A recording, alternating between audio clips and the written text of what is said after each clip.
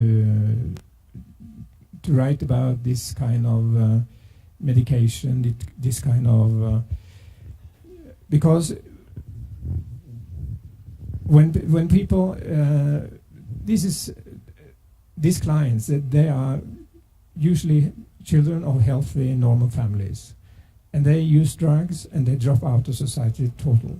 She's a former prostitute, and to take them back to society is so hard work, so much hard work. So I wanted to write about how this is done. And the only way to do it without too much cliches was to invest her life in a way through police. So that's why I did it like a crime fiction. Then I have to create a story with turning points, etc., and an antagonist and everything. I don't know if... just to pick up on what Namita said or asked, I mean, the usual formula is, as they call it, a who story. And of course, that gets pretty boring after a while because, you know, one wants to see who is the murderer. And there's redemption, or there is revenge, or there is punishment. So how do you, or both of you, how do you avoid falling into that formula? Yeah, I first or do. For me, it's like when I write these series, it's a series, and this last fix is one type of crime fiction. I usually like to play with the genre. This is mainly a kind of whodunit in a way. So how to not bore the reader is you have to have characters that interest the reader. You have to make up conflicts during the story, so that which will interest the reader, and you have to hold back the whole time, so the reader will want to go further. I think I don't know why some of us are branded as crime fiction writers, because when you actually look at it, everything is more or less a crime. I find it. You find in politics, you find in the corporate world, in the business sector, in the private sector, you name it, everywhere things are going wrong, not quite right. But the society sort of come to terms with it, with each situation, and they try to hush it up or put under the carpet. So everything is crime related, actually speaking, from my point of view. So it's not such a very difficult thing to get a story rolling, whether it's a crime or whether it's a motor vehicle accident or it's vandalizing our monastery on the hillside, because they have some relevance to the society. So the writers, they try to weave through it and communicate to the readers, if there are any. Now the readers are getting fewer anyway. So this is how I look at it and how I construct.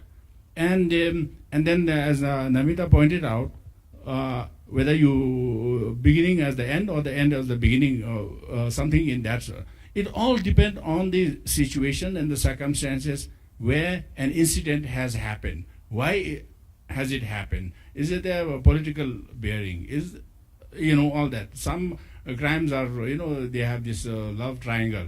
Some are, a senseless crime. And quite a lot of the crimes are not solved.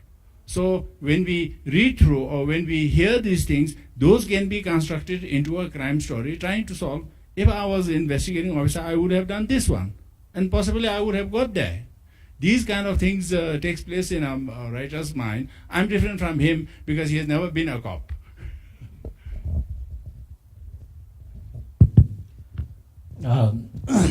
More than the book that you have written, I was interested, and I wanted to ask you, the as per the introduction made by Karma Youngba regarding you. You are a teacher and became a farmer, and you became a writer and an author. What prompted you to become a writer? Straight question. The other thing that I wanted to tell about Norway is, I was quite fortunate to have visited Norway for about 2 weeks in 2005 for a hydropower training. And it's a wonderful country. I visited your old coal mines and the global water basin. Thank you. I started out as a writer very early. When I was a teenager, I was playing in a rock band and I was writing the songs. So I was interested in poetry and those things. And then I wanted to write a book.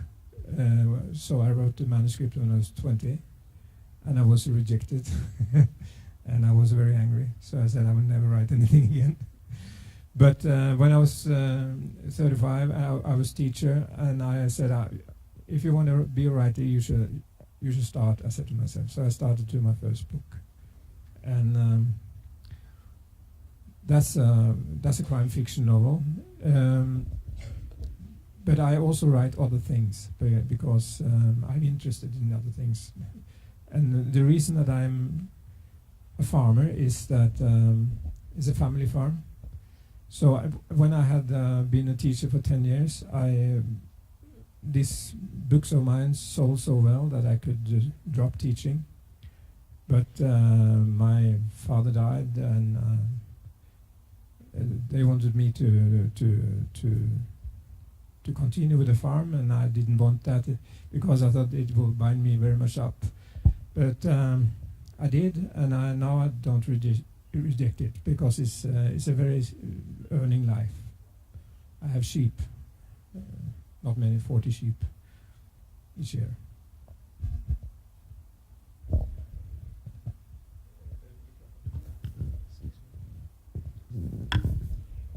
Shell, this is a question to you. What is it about you wonderful Scandinavian people that you write such brilliant, dark crime novels? It's a particular sensibility. I think it's many reasons. The answer is very complex. I think first of all we have tradition, all back to the Vikings, the sagas and everything. It's related to crime fiction, and the other thing is that this tradition of ours to write crime fiction in Norway and Sweden. In Norway, it started almost 200 years ago. At the same time as Edgar Allan Poe wrote his first book, Murders in the Rue Morgue. So we had the tradition. And I think it's not the darkness that is intrigues us. I think it is that when you write about crime, you write about the society and the civil, and how it is possible and not possible to adapt to the society in a way. Because sometimes one had to break the rules. And if you focus on a crime, you have, at the same time you discuss the society. Is it a good enough society? Because what you often finds out when you read is that the policeman or the investigator is not a better person than the criminal. And that's the view. I mean, it's stories about life and how life turns out to people, not about darkness. That's how I see it. Thank you.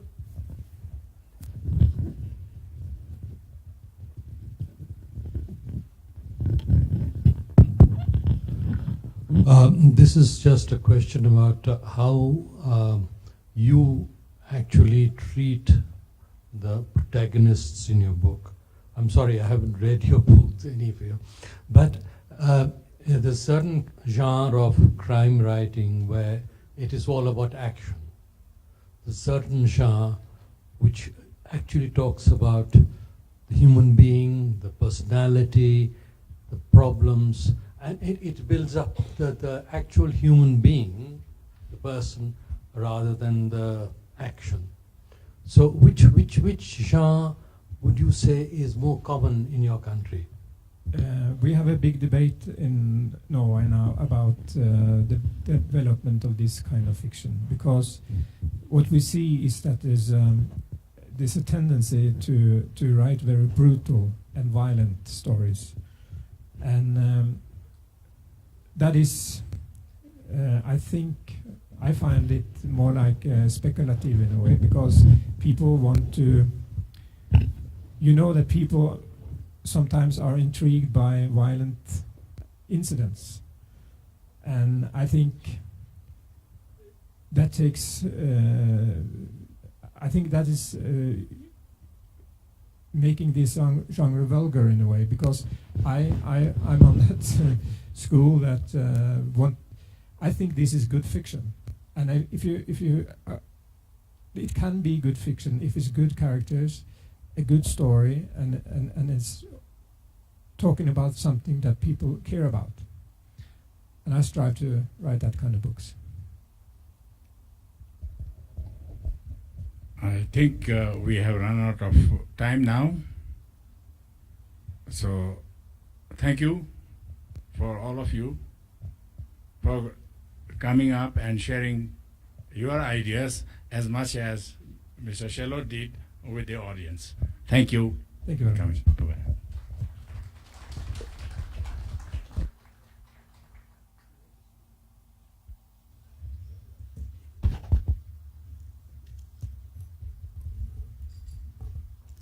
Thank you, Mr. Karma and Mr. Jal.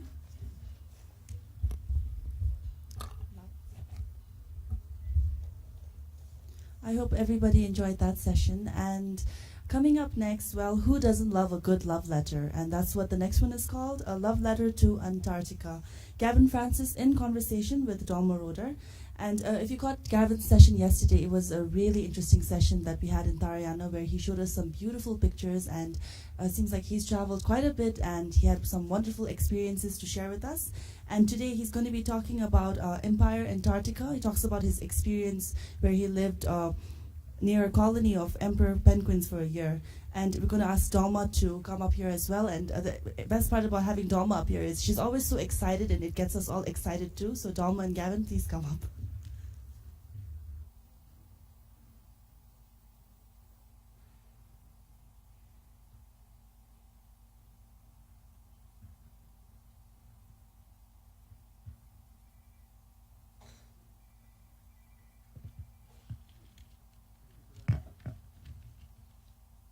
Thank you for that introduction.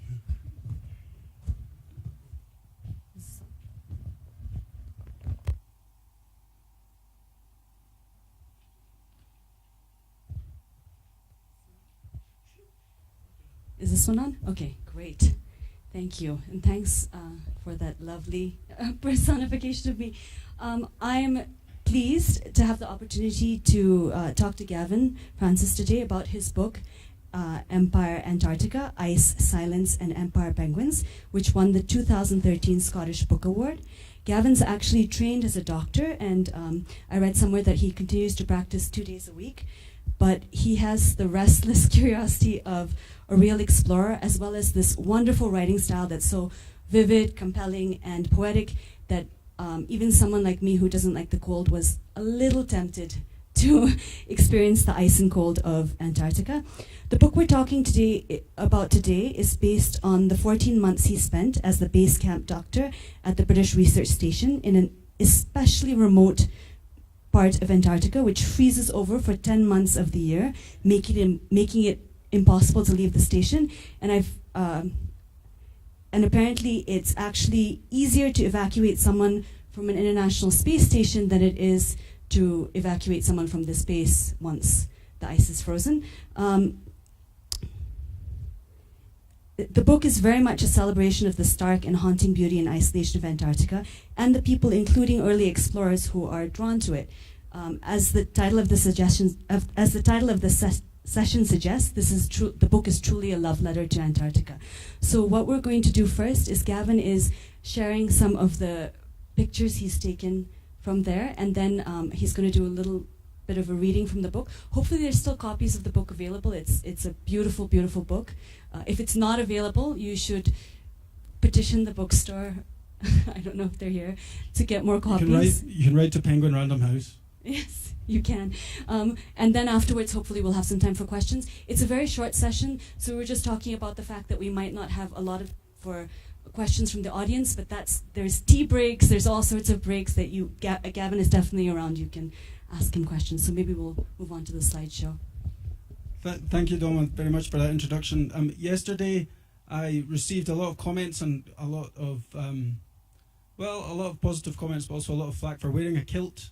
I'm not wearing a kilt today, but I have brought you a picture of a Scotsman in the Antarctic. And there's a long tradition of Scotsmen going to the Antarctic.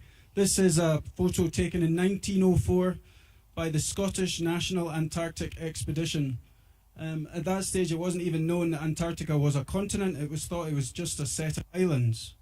And these guys, this bagpiper was from Edinburgh, and they went almost as far south as the base where I lived for 15 months. So that's the starting off point, is that there is about 100-year history of Scots going to the Antarctic. And the base that I went to is this one down at the bottom called Halley. So I signed up as the doctor. I'd been studying emergency medicine. They sent me to Plymouth, where there's a military hospital in the UK, and trained me up in how to do all the remote things I might need to do, pull out teeth and give anesthetics and so on. And then I joined a ship and sailed there. It took me about 2.5 months to arrive. And that, you see that Weddell Sea, the name of the large Antarctic sea. It looks beautiful and clear and blue, but actually it's frozen all year round. And it's just, in winter it's frozen solid, and in summer it's ice floes that gently turn and rotate and often wreck ships. So I arrived there in midsummer, but this was my view of the Weddell Sea. The ship had to pick its way very, very slowly through that sea in order to reach the continent itself. But the continent itself, when we did reach there, was magnificent. This is a view of the area very close to the base. Everything you can see in the foreground is frozen sea. It's sea ice, about 4 meters thick, even in midsummer. And the cliffs you can see along the horizon are freshwater, continental glacial ice flowing off the continent of Antarctica, all the way from the South Pole, about 1,000 miles to the South Pole from there. And these two native Antarcticans you can see in the foreground, they are guys that have been on the base for a year, isolated, and the ship has arrived and they've come down to meet the ship and drink fresh beer, because all the beer they've had for a year on base has started to taste like metal. I was going to give you a very quick read. Dolma asked me to do a couple of quick readings. I won't read for too long because we don't have a lot of time. But I wanted to give you just a taste of the way I try and approach describing the landscape in Antarctica. The very kind of singular landscape, very simple, very elemental, just ice and sky, no rocks, no towns, very few creatures. This describes the ship arriving, coming along the edge of the ice cliffs. Cruising along the plains of ice, a relentless eternity of stretched and unravelling ice, I wondered at the colossal weight of its silence, at the extraordinary fact of its emptiness. The spread heart of Antarctica was staked out beneath a merciless sky. The ice seemed to bear up that sky, cradling its weight with the broadest of palms. And comparative theologians tell us that most human societies start out with a sky god, a stern patriarch who glowers from on high, holding humanity at his pleasure. The Greeks castrated theirs and threw in their lot with Apollo and Aphrodite, but gods of the earth and of the seasons make little sense at 75 degrees south. Beneath an Antarctic sky, I felt the need to restore a sky god and beg for protection. The sky is just extraordinary in Antarctica because it's so flat and there's no disruption in your in your horizon.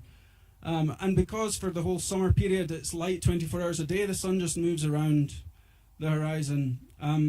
You always feel this relentless blast of light, and there's very little ozone there. The ozone hole was discovered at Halley, and so the light is extraordinarily strong. You get sunburned within minutes of going out in it. So this is a picture from the air of the ship arriving at the base. And you can see the ship has had to carve out its own harbour from the sea ice by breaking away. And has started to offload its cargo. And that cargo will all be dragged up onto the shelf that you see behind, which is just an immense plain of ice which stretches for 1,000 miles to the pole. And the base itself is just a small series of tiny little buildings on stilts, because the ice is constantly accumulating and buries any building within a couple of years. So they built them on stilts and jacked the buildings up. And this was the place I was going to spend a whole year. The summer period, when it's light 24 hours a day, and there's about 2 months the ship can come in and can come out. And so the population is quite high in the summer, about 60 people. And those 60 people are mostly conducting science research on the ozone, climate change, meteorologists. These are launching weather balloons. They also study the magnetic field of the Earth and solar storms, because it's a very good place for which to measure solar activity. And that period of time in the summer is also a good time to get out and explore the continent away from the base as much as possible. It's just the scale of it is so immense. This picture shows an iceberg calving away from the continent, but just before the iceberg is broken away to float, it's frozen in again for another winter. And so it's left this extraordinarily long cavern that stretched for 1 kilometre into the ice. And you can walk through it, and because the ice is translucent, the light continues all the way 1 kilometre through the crack. It just becomes progressively more and more ultraviolet, as if you're in a nightclub, everything glowing. And after the brief summer period, the population goes from 60 to 14. This is a picture taken of the supply ship leaving after that 2-month period. And you can see the picture I showed you at the beginning of arriving with all that sea ice, 4 meters thick. It's all gone. And the ship is now able to reverse right up to the ice cliffs. And it picked the people up with a cargo net on a crane. You just hold on to the crane, and the crane lifts you up, puts you on the ship. And these are the engineers of the ship laughing at a guy who came down for a 2-week trip and agreed to stay on for a 2-year contract. So they're telling him that they're coming back for him with a straitjacket.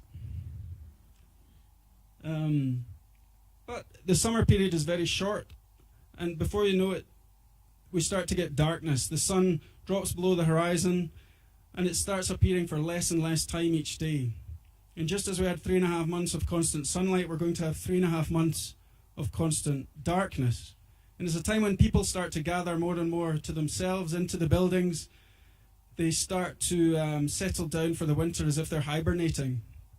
But I get very claustrophobic. I always have to go out every day for long periods of time. I started to find excuses to go out, even to the extent of doing my ironing. This is me ironing a bedsheet in 100 knot gale. And shortly after that, there's no more light at all. You know, it's just dark all the time. But it's a magnificent place to watch auroras, because it's at a point close to the magnetic pole. It's I should explain. There's a belt of very high frequency of auroras around the Antarctic, and Halley lies right under one of those zones of very high auroral frequency. And auroras filling the night sky, because it's night 24 hours a day is dark sky. Those auroras you can see very, very regularly. Another magnificent light phenomena, these are halos around a full moon caused by frost crystals. And this is a lunar pillar, a moon pillar caused by frost crystals, causing the light to gather into a column and drop down, splashing onto the ice. And the temperatures get lower and lower, down to about -50, -55. I showed this picture yesterday too. This is a picture showing what you have to wear when you go out in those temperatures. And all that ice is just caused by freezing of my breath as I've been skiing around the base. Because it very rarely snows there. Of course it doesn't rain, you live for a year without rain. And after 3.5 months of darkness, the sun starts to come back. And finally you see it above the horizon again with these wonderful halos. And before you know it, you're back to 24-hour daylight again on this endless plain of ice. And the ship starts coming back towards us. So that was a very quick tour of what it's like to pass a year on the continent. I'm going to even more quickly show you a little bit about emperor penguins, because I love emperor penguins very much. And when I lived there, the colony of emperor penguins was the only connection I had to the living world, if you like, because there were no other creatures that survived there. The only things that can survive that far south, above the water, are emperor penguins that do it on their own, and humans that do it with an awful lot of help. All the other species leave for the winter. And so whenever I wanted to go and visit the penguins, I would have to get on a skidoo and skidoo out for a few kilometers to the edge of the cliffs here. And the penguins live down on the sea ice. And then abseil off the cliffs, it was about 30 meters, 40 meter cliffs. And you can just about see them in this slide, this sort of black smudge on the ice on the horizon. And that's the beginning of 60,000 emperor penguins.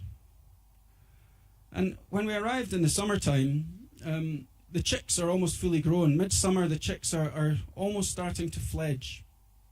And the adults, you don't see many of them. The sea comes right up to the edge of the ice, whereas in winter it extends for thousands of miles. April, which is autumn, April is the time when the new sea ice forms and the penguins gather for another whole year. I mean, they have this awful, very grueling life cycle. They spend 9 or 10 months of the year raising chicks. And this is them gathering again to start another new year in April. And I was going to do another short reading, if that's okay, describing what it's like to try and go and visit the penguins at that time. Autumn in Antarctica. Sunrise and sunset merge in firestorms of light that seem to warn of the coming darkness. And at 75 degrees south, the polar night of winter will last 3.5 months. The light in Antarctica is refracted and reflected between ice and sky, as though through a hall of mirrors. The continent bathes in the colours of flame as the autumn days grow colder. Last year's sea ice has all been broken out by the storms of summer. And it's April, soon after the autumnal equinox, and the refreezing of the sea is already well advanced. Emperor penguins are returning from a summer fishing, fat and gleaming, to mate on the new sea ice close to the edge of the continent. They're the only species evolved to survive these coasts through the winter, and that they breed through it, carrying eggs on their feet as they shuffle through the darkness, is one of the wonders of the natural world. This show, you can just about see in this slide, there's a penguin there with a bulge on its feet, that's it, carrying an egg. And the male penguins who are incubating these eggs, they fast for 4 months, because for that 4-month period there is so much sea ice they can't get through it to fish, and they can't walk far enough. So they just have evolved to fast. So from April to August they fast, but then just in time for the sun to come back up, the chicks are hatched. The baby penguins are timed to be hatched just when the female emperor penguins come back to feed them. And it's a wonderful sight to see the fat female emperor penguins who are double the weight of the males by this point. The males have lost half their body weight during a 4-month fast. The females come back with a belly full of fish just in time to feed the chicks, and the chicks get bigger and bigger very, very quickly. This is a gang of adult emperors that don't have a chick, and they've got such a strong mothering instinct that they're all trying to get this chick onto their feet. They run after them and they try everything they can to get them on their feet to protect them from the coldness of the ice. But the chicks, when they start to get to that size, want a bit of independence. They run away, they start gathering into these sort of creche-like large groups and looking after one another. And by the time they're that size, they don't need to be on the parents' feet anymore. And so that's sort of September, October. And by the time we're back to December, they're fledging. The chicks are starting to get adult feathers that they need in order to swim. And that's me taking you through a full year of the penguins' lives as well. So after a year of that, I was getting ready to leave as well, not just the penguins. This is me next to the signpost at the base. I come from a small place in Scotland called Fife. It says Kingdom of Fife, 14,000 kilometres on the sign. And I didn't just go skiing and writing and reading all the time. The boiler suit is my efforts to work in the generator room and fix my skidoo.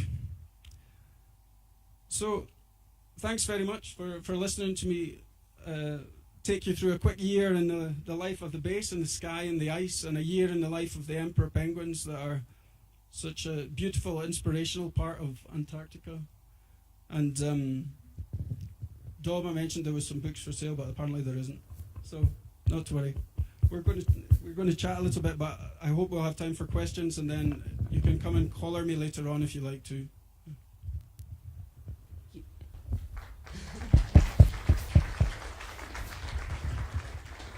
So I don't know if anyone has any questions after seeing the baby penguins. I mean, that's all I have in my head right now. But I thought I would ask you about the other living creatures on that continent, which were your fellow basemates. There were 14 of you trapped in each other's company for 10 months in a fairly small space.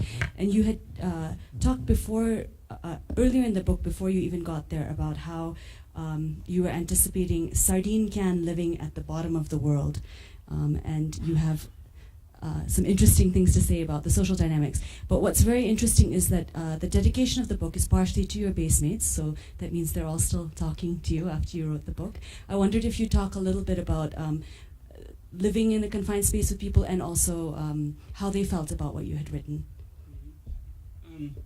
There's a wonderful travel writer, journalist, reporter, I'm sure many of you have read, Martha Gellhorn. And Martha Gellhorn wrote, after living with some expat communities in Africa, she wrote, they all know each other too well and too little, like jailmates.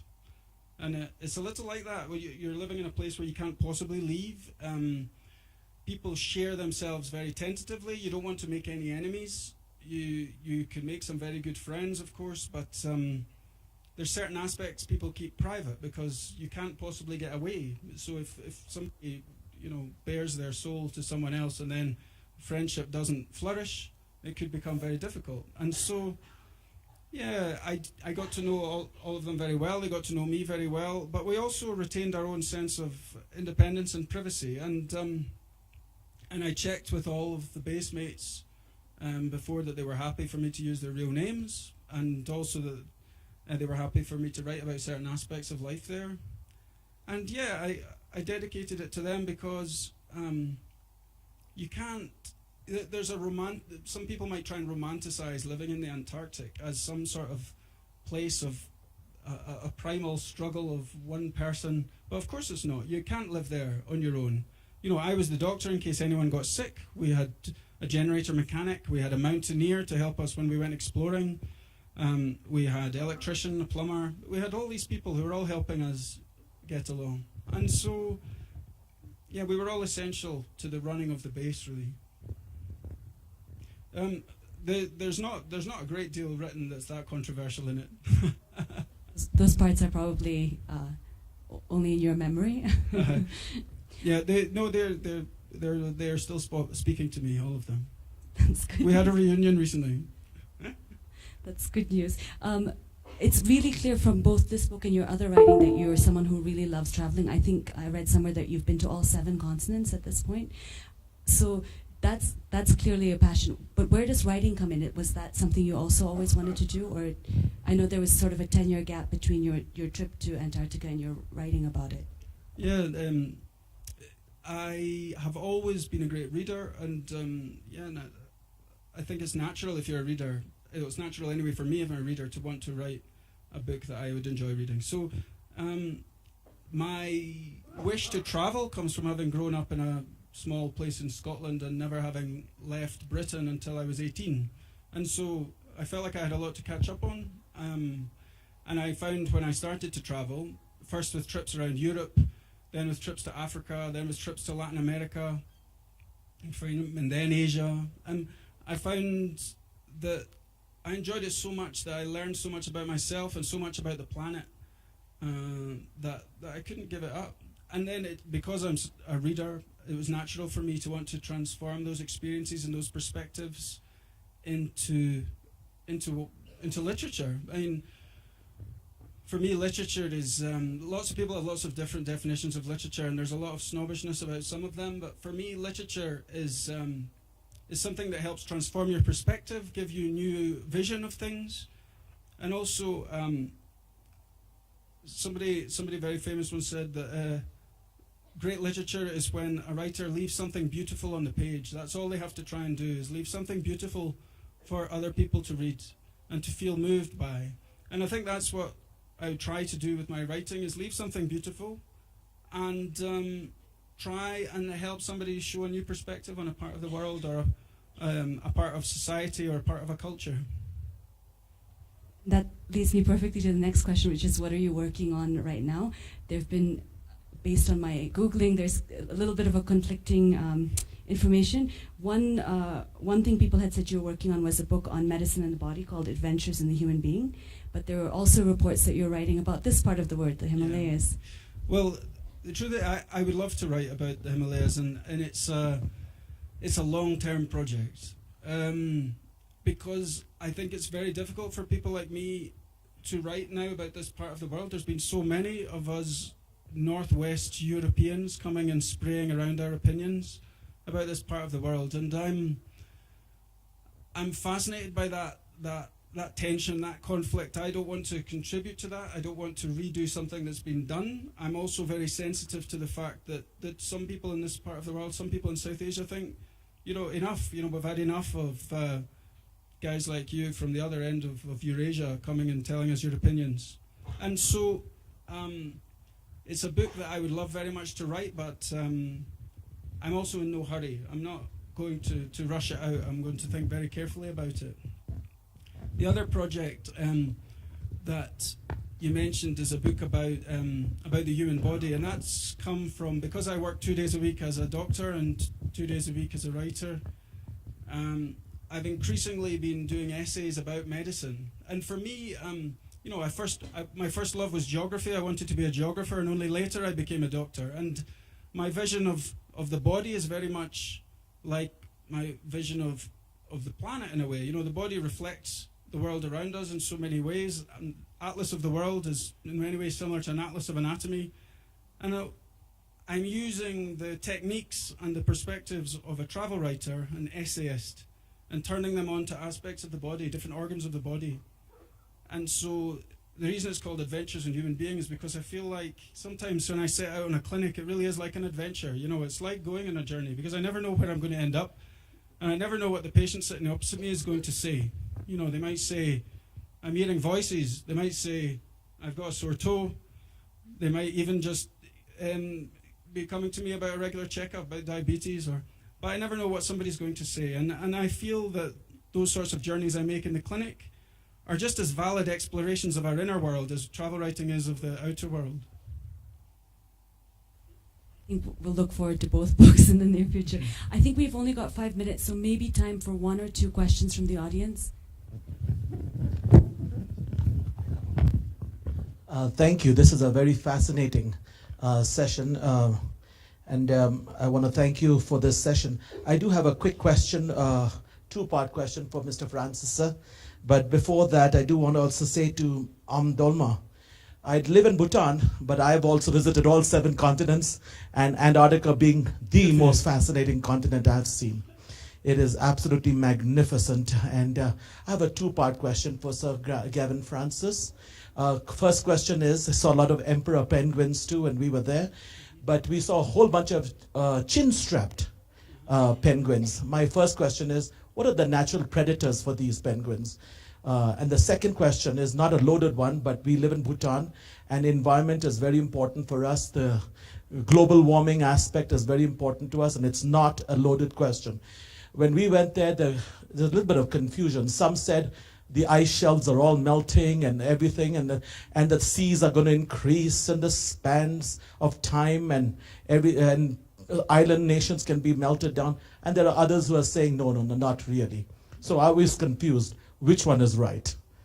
Well, the answer to your first question, chinstrap penguins are little penguins. They're about this high. Yes. And they are eaten by leopard seals and killer whales, basically. I mean, leopard seals are the alpha predators of the Antarctic. They're the equivalent niche of a polar bear in the north. And they're these great big long eel-like muscular seals that swim very fast, and they eat penguins. So in terms of climate change, the answer is it's definitely happening. So far it seems to be making the peninsula, so the part of Antarctica that points towards South America, is rapidly warming the peninsula. And so ice shelves that are calving off and breaking up, that is where it is happening. And so we're losing ice cover there. And we're also losing emperor penguin colonies, because emperor penguins are evolved for sea ice. And if the sea ice melts before the chicks have fledged, they all drown.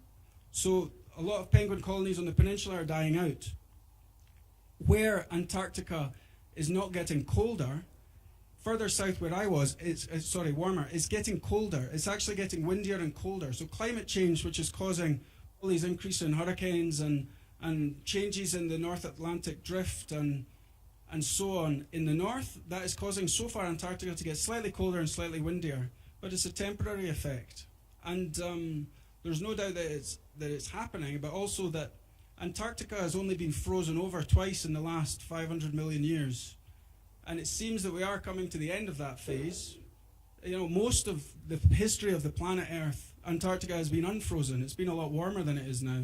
But we've had a very long phase of quite stable climate now, and that's starting to change. And what the debate is not about whether we're warming, the debate is about how fast we're warming and how much of that is humanity's influence. So it's definitely happening, but lots of people disagree about the rate and the cause.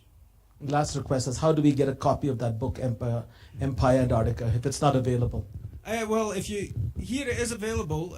It's just that it's published in the UK and it's Commonwealth, so you would need to order it and it would take a while, or you could just get it immediately on a Kindle or something. Yeah. Thank you very much. I think we have time for only one more question. If you don't have time, you can try and find me after. It's fine. How many books did you take along? And can you give us a few titles of the books that you've read? I wrote my first book in the Antarctic. My first book is about the Arctic. And I'd been training in emergency medicine and working very hard, very long hours, and I hadn't had time to actually write. And I'd made this journey around the Arctic that I wanted to write a book about. And I thought, I'm going to go to the Antarctic, I have nothing to do for a year, apart from ski and look after people who are all fit and healthy. So I took a trunk of about 100 books, all about the Arctic. And, everything from the old Irish myths from the Dark Ages of St. Brendan, and all the sagas, the Icelandic sagas, the 17th century whalers that explored Greenland, Willem Barents and so on. And then there's a whole slew of 19th century explorers, Northwest Passage, Northeast Passage, all of those. So yeah, I had a big trunk full of books. And it's wonderful, at one point I tried to find a metaphor to describe this time you've got. When you've been in medicine and you're working, studying, and suddenly you've got all this time on your hands. I realized that I could actually sit down and read the Mahabharata if I wanted. A Mahabharata and Ramayana of time ahead of me. So I could have read all of those, but I had all these Arctic books to read as well. And all the Antarctic classic explorers, Scott, Shackleton, Amundsen, of course.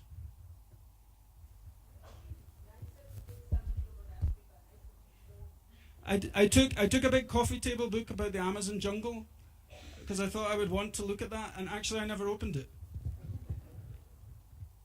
And unfortunately, we're completely out of time, but Gavin is here for the rest of the afternoon. Please catch him and ask him a question or two or three. Thank you so much, also for bringing the pictures that really helped to get us in a colder mindset. Thank you very much, Toma, and thank you all for having me here.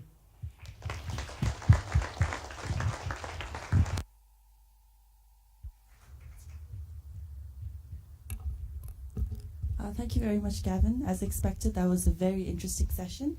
Coming up next is Wild Spirits, Animism in the Himalayas. Sangye Wangchuk, Kunzang Choden, and Manju Wakle are to discuss the roles the beliefs of animists play in environmental protection and conservation. Manju Wakle will be introducing and moderating the session.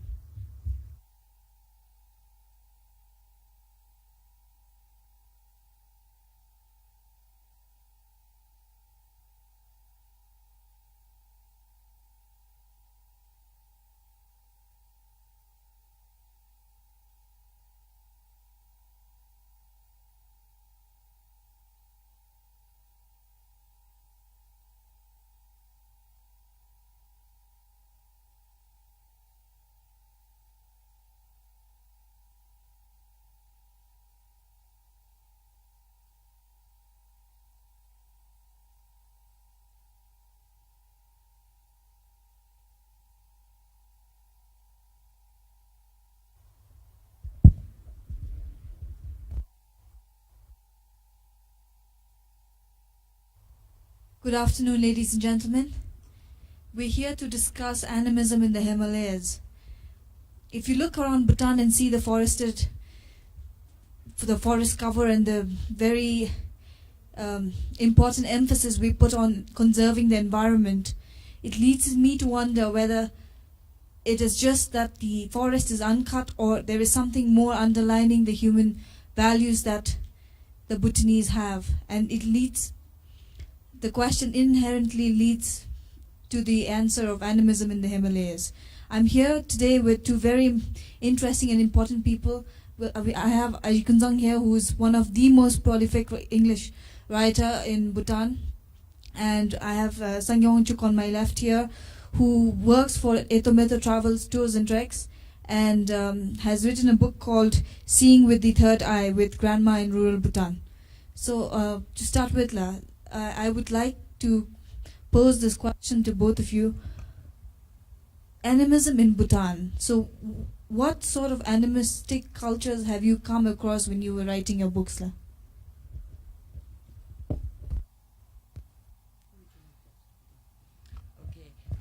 Manju, I have not just not only when I was writing the book, actually we still live in a culture that is full of aspects of animism. We live with it all the time, but we think that's the Bhutanese culture. Some of us even go to the extent of saying this is all part of Buddhist life. And we don't look at it in a scholarly or academic way, but this is the way of life. What we do every day is dictated by some things that we've done over the years, over generations, what our parents did, what our grandparents did, and we think it's the normal thing. But if a scholar or an academic would look at us, they say, this is animism, that's animism. We never do that. But I think in Thimphu also, behind all this concrete and glass and all the modern buildings and all the technology that we have, if you go from house to house and see what's happening in the house and all the rituals and all the things that people do around, there's always a bit of animism that we've brought along, but we don't know it. And of course, this is much more obvious if you go out, get out of Thimphu, and go into the villages, look at them, and it's every day what we do is under the broad understanding of Buddhist culture, there's so much of animism. You just have to, when as a practitioner, as a person, as one who's involved, you don't see it. But from the if you look at it and stop and think and say, where does this come from? Which Buddhist part? It is animism. And I think all the animism that Manju has referred to is inspired by our nature, the mountains, the rivers, the trees, and everything, and all the spirits that we believe are living there. So in my lifetime, and even now that I've moved back into my village and I'm caught up, I'm relearning a lot of things. So I've just last month, I just welcomed all the Nagas, you know, the Lu. It's the other word for Lu is Nagas. And I was told, I knew we always propitiated the Lus, but I didn't know that they go in the winter to Bodh Gaya because it's warmer. They migrate, you know. Bhutanese in Thimphu go to Bangkok and Pinsuling. The Lu go to Bodh Gaya because it's much warmer. So it seems that the people in the village see them off in the winter, send them off with a farewell, and when they come back in the 3rd month, then we have to propitiate them and welcome them. So I was enthralled by looking at it with new perspectives into how important it is. And in my own house, just around my house, we have 8 Lu. Okay, now the origin of each one is different. I'm not going to go into the details, but it's the women who do the propitiation and the appeasement and the welcome. And you have to do it early in the morning, before you have eaten anything. You pop buckwheat. You've heard of popcorn? But in my village, we pop buckwheat. So we take buckwheat, popped like popcorn, take fresh milk, incense, a little bit of cloth, and we go to each Lu and welcome them. And the women have a litany which is oral. So we ask for all of them. We talk to them like they've, had a long journey and what we expect from them. So it's wonderful for Bhutanese to realize that we haven't lost, that there is a lot of that. Go back into your villages and find out we live in an animistic world. Okay. Thank you, Ajay, for a good introduction. I'll be talking about my book, which is a memoir of my grandmother. And when I look at my life, everything that I believe in, it's all transferred from my grandma. And even when I wrote this book, I wrote to all the grandmas and Mother Earth. So it's not just a tribute to my grandma, it's to all the grandmas around the world. And now, most of the things that I have learned from my grandma, when I reflected as an adult, I found out that I am more of an animist than, a Buddhist. Of course, I'm not saying I'm not Buddhist. I am a Buddhist. But a bigger percentage of my life is influenced by animism. And to give a very brief account of it, as an animist, what I believe in is that every living and non-living has a soul. And it doesn't have to be the kind of soul that we, see in the human beings. It is translated as spirit. So the water glass has a soul, the clothes I wear has a soul, everything has a soul. And this gives me the privilege to take this wisdom from the grandmas, that animism, somewhere, it talks about respect. Respect to anything that you see. Respect the sky, respect the in-between, respect the forest, the water. And as Ajay mentioned, this kind of belief system has protected much of our environment. And when I was growing up with grandma, I, like Ajay has already done it, but I just want to give a little lesson that I got from my grandma. She would, light up holy smoke and that is to bless the day and to bring harmony with the spirits of the nature, the spirits of the valley, the cliffs. She called the cliff spirits are called Traten. Then the spirits in the wind, they're called Lungtens. Then the spirits in the water are called Tsomems or Tsodaks. Then the spirits of, the forest are called Mem. So she made it a point that everything has a spirit. And we cannot do whatever we want. Just because it's the tree, we cannot cut down. There are sometimes we are told that never to cut down trees during the dark moon. And sometimes we ask why. And the grandma used to say, the tree feels the pain. But it's not a rustic mambo jumbo. Cutting trees have devastated the environment all over the world. So animism actually, some people look at it as a very primitive, kind of something that it comes from a fairy tale or something like that. But when you look at it in a scientific way, it does have lots of connection. So that's the kind of thing that I have experienced from my grandma. And, after breakfast, I grew up as a farmer in the village. So after breakfast, when you go to the forest, grandma tells us to be careful and to respect the spirits of the forest.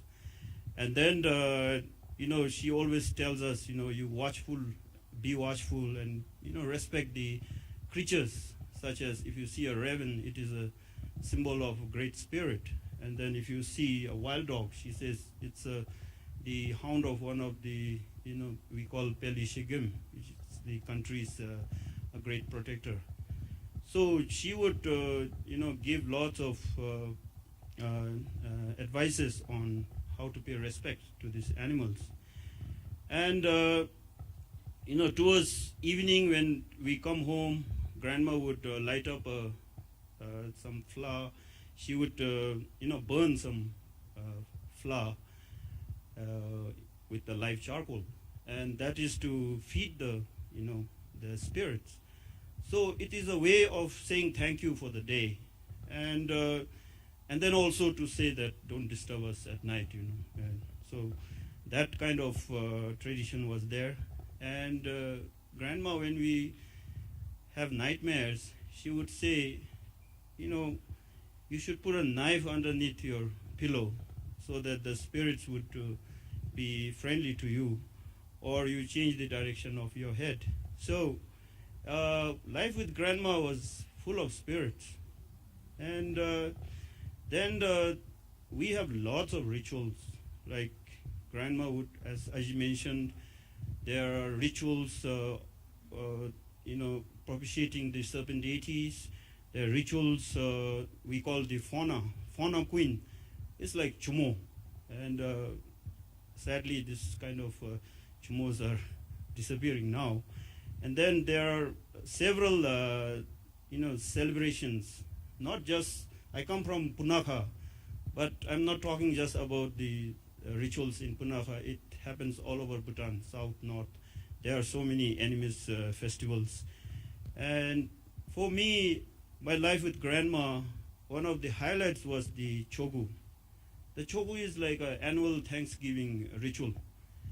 And there, it becomes a goal for the family. We save up everything, fruit and grains, whatever for that day. And then the anticlimax is we rear a pig, and then we had to slaughter the pig. But it is a way of, life in the village. And animists would always think that, we all live in a food chain. And fortunately or unfortunately, the human beings happen to be on the top of the food chain. So it is, from an animist point of view, it is responsibility of the human beings to manage the system well. So during the this choku ritual, that so-called Thanksgiving, I'm not sure if it's the right translation. During this ritual, we thank all the spirits. And then the ceremony ends with a putting of a three-striped flag on the top of the house. As we travel across Bhutan, we will see farmhouses with the white flag with three stripes of three-striped colors. And the white color, it's my observation, I look at it as a symbol of peace. And then the top part has a blue strip, and that is we believe it as the spirits of the sky. Then the center is red, is the spirit of the in-between. Then the bottom part is yellow, so it's the spirit of the, on the earth or in the subterranean. So during the ritual, we make sure that we change this flag every year. So it becomes an annual activity, and this flag symbolizes our harmony with nature. And I don't know if you all will agree or not. For me, this flag is one of the biggest symbol of the animism that I believe in. I know animism is a vast subject. It differs. It's if you go to South America, if you go to India or whatever, wherever you go, these traditions are still going on. But what I am relating is what I have learned from my grandma. Thank you. Moving on, as we see, Buddhism here is largely infused with animistic cultures that used to exist even before Buddhism was brought to Bhutan. I think Bonism used to be the faith of the people then. But like as you mentioned, there is no clear segregation of this practice being animistic or that being Buddhistic. So in the modern world today, how does Bhutan cope with this change that is happening as people move from rural Bhutan to urban Bhutan? Cultures are lost or it's erasing, dwindling. So how will Bhutan cope up with losing such senses? Like you said, you had to go back to your village to find out you had to lose outside the house to appease. I think, first of all, I want to make it quite clear that I think three of us are talking about animism from not as scholars, but as oral people, the tradition, because I think the scholars will have something else to say. For instance, when I talked about appeasing the Nagas, the women say it in an oral way, and it's passed on from mother to daughter to whoever. At the same time, the Buddhist rituals, they have a text which is called the Lu Pangong, and they do it in a different way. And so please don't take us. It's our individual experiences. It's not the understanding of the oral, the animism and Bunche. And as Manju just pointed out, that Buddhism, which was earlier to Buddhism, has been so well assimilated and integrated into Buddhism that we don't recognize it. And the wonderful thing about it is that, again, that's an oral belief, that when Guru Rinpoche, the one who brought, the man who brought Buddhism to Bhutan, he was very clever. And instead of shocking the communities and the people and the society by saying, whatever you believe in is all wrong, what I'm going to bring you is new religion, is the religion. He didn't do that. What he did was he intentionally and legally, legitimized by saying all the spirits that are around have been integrated, and you become the protectors of Buddhism. See what a clever man he was. So all this has become part of Buddhism, and that's how we practice Buddhism. And we don't segregate. But to go back to Manju's question about how modernization is impacting all this, it's a very interesting thing. In some ways, there are people who say, oh, this is all, past and redundant and old and ignorance. And some ways, animism is evolving and assimilating itself in our modern life. For instance, some years ago when I was writing my book for food, I thought I should also include the food that we give to the spirits. And I did a survey of the spirits in my valley. It's a small valley with a few villages. And I said, which are the spirits? Now, these are not the good spirits. These are the malevolent spirits, okay? And the older people in Bhutan will know that Bumtang, the whole district of Bumtang, is known as De Bumtap, which is Ghost Bumtang. But then, of course, there are scholars who are saying De means not that we are spirits and ghosts, but that we are sharp and clever as the spirits, because the spirits are very clever. Okay. Anyhow, I found that there's still 15 spirits acknowledged as malevolent living spirits in Bumtang. And my interest was, of course, to see what food, because every time you're harmed by a spirit, you have to appease the spirit. And each ritual for each spirit is different. Okay? So, and the link to food, each spirit wants a special food. Okay? So there are some very old, archaic kind of preparations that you have to make. For instance, now everybody uses, we even make buckwheat noodles with pasta machines from Italy. But there's one specific spirit, for instance, that only wants specifically hand-rolled pasta. Okay, so we have to make that and things like that. But then again, I found how it's evolving. It's very interesting. One of the rituals is says, this spirit wants Nescafe. He likes to drink Nescafe, so make sure that when you appease this spirit, Nescafe. Why Nescafe? He is from, this spirit is associated with a home where there was a dasho. And dashos apparently had access to Nescafe. So you please give. So it's evolving. I don't think it's going to go away for a long time. We are taking it to new planes and new levels of understanding. But to go back to, I'm tempted to go back to, is it okay? Tempted to go back to what Sangye has been talking about, the three-tiered world. Okay? In the animistic world, we view the world not as a world. There's three levels of the world. We have the subterranean beings underneath. We have the Zen in the middle world, who we share with. Okay? And they are called the hosts. You know, so I'll come to that. And the next level, the sky level, is the gods up there. Okay, so we have to live in harmony overall with these three levels of the world. And human beings, referring to these spirits of the mountains, of the trees, of the rivers, of the lakes, of rocks, they are called Nepo.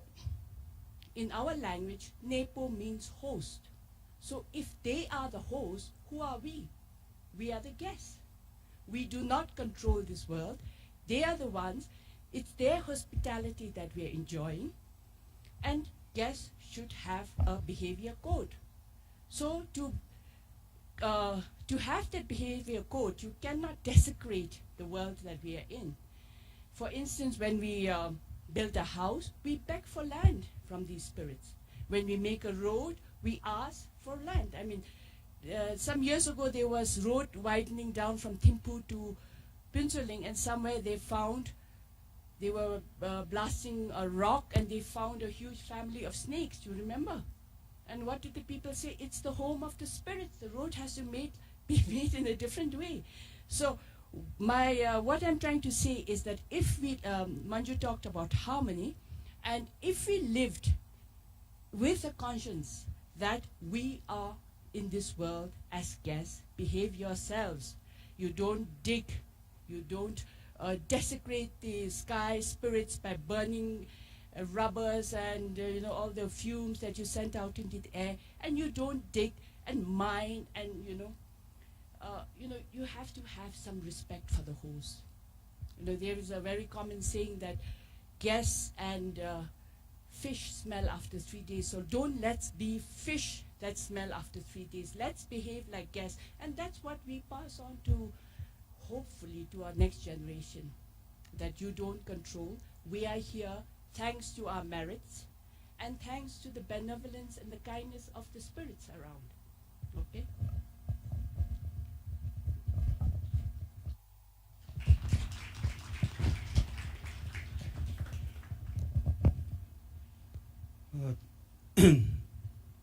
He has touched almost all that I could even think of saying. Anyway, since I'm a businessman from tourism, I always look at the future of animism, good, because it's a way of life, and not necessarily it doesn't have to be a religion. It is a tradition that is beautiful by itself. And I always think that what is beautiful to Bhutan would always be beautiful for visitors. It's up to the Bhutanese whether we keep our traditions and our culture and our belief system in that in a beautiful way. So, that's how I see the if to preserve the animist tradition for future. Beyond that, I always feel that the animist belief is there for so many other reasons, not only religious beliefs. It has always served as a psychological therapy for many who believe in animism. It has also worked as an agent of social bonding, and for some, it has also been an instrument in the protection of the environment. So, His Majesty the Fourth Druk Gyalpo, I'm very grateful that his philosophy of GNH appreciates the nature and environment and culture is one of the key pillars. So I'm hopeful that under the flagship of His Majesty's great development philosophy, and it's enshrined in our constitution that we should have a big percentage of a forest cover, always protected. And now we have so many. If Tashi Karmaura, one of our notable scholars, was here, he would have said, the greenhouse deities, maybe. So there are all these new greenhouse deities coming up now, like the environmentalists, or newspapers, TVs, internet, and then many other environmental, like RSPN, the World Wildlife Fund. So I pray that these institutions also support this animist belief system so that it can be protected for the future. Thank you. I wonder how much time we have. How much time do we have? Okay, should we open the floor for questions now? We would like to open the floor for questions. Yes, please.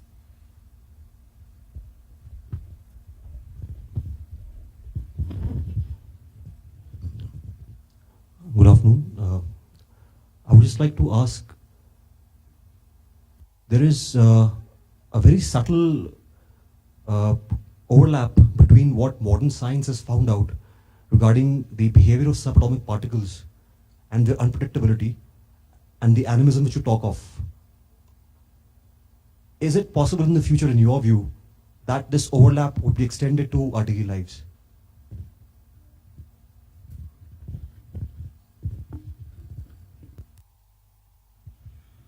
I don't know if I can clearly answer your question because I'm not a scholar, as she has said.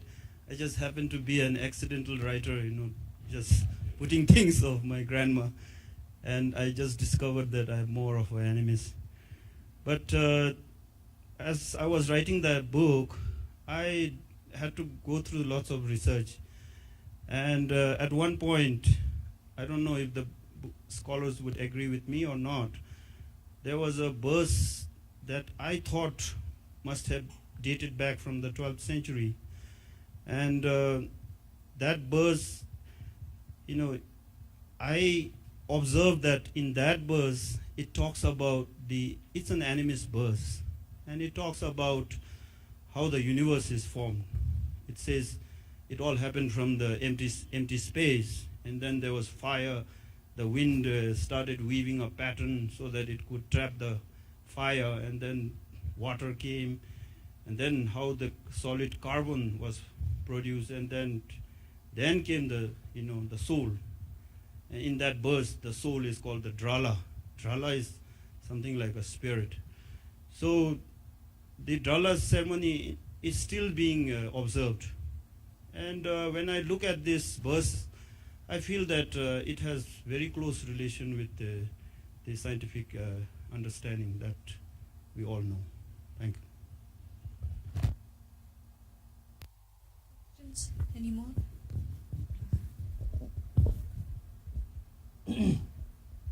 Perdoana jogila komatila. Ni to ajida nani shara gi sumde wala je to nani gi sumidi zora nga jitin be nga jingi tolu in sela. Te ne be to chiri sta da zalo hemanga gi chogo ta be jozalo la. Ani chiro khamlo jindagi nginda je phe phu tele chobdu sogi niensel semich hanido ba mula. Annale kini nebuino dani tumbuino 니든기 담지 숭시 있어요. 아니베 현사시 통지라 디존베 합산나로 베제베서지로 두아 남도 송와이 남가강웨 한남상 메지 바르낭강웨 바르낭강웨 예남상 메다살라 바바이 사시강웨 운남상 사네베 땡조 하 바르쇼진 오추 루베 아니베 테메 때네 보절루 나지레기 지틴기 ngakjun디 낭베기 빼샤나로 주주이나 데 낭베기 빼샤디 다 지tingi 디라툼이나 지디마 발라 아니베 두안에 보달로 지tingi ngakjun다 낭베기 빼샤기 소소지 메스미 토메스 이 삼샤 데비슈니라 그렇지라.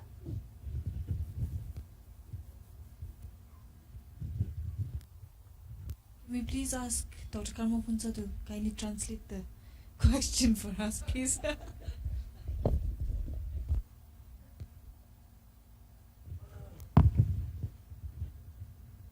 The question was that there are many written texts which are used in rituals, which also talk about the three-tiered worlds and about the spirits as hosts and people as guests.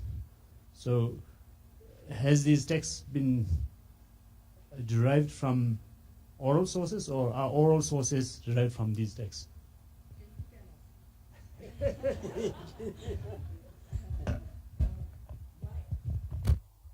Asking Dr. Karma to tell us this is he's a scholar, as well as now he's undertaking a big project doing the documentation of oral tradition. So he has knowledge of the written text as well as the oral tradition. So I think it's a perfect question for him to answer. Okay, because we are not scholars, we don't know. I think there's been a lot of interfacing, but we're not for sure. So we would ask you to please explain this for the sake of the audience, I'm sure, who are genuinely interested to know about it. What do you think? Okay, let's. She is my teacher, so I have to obey her words. I think the dynamic relationship that we see between oral and textual sources, as well as animistic practices and Buddhism, is quite similar. And that, to talk about the sources, we, especially in a heavily oral system or oral tradition like ours, we find the two interlace a lot. Sometimes you find the Buddhist scriptures which were initially written and then being transmitted orally and spreading among the society in oral forms, and they of course diversify a lot into different versions.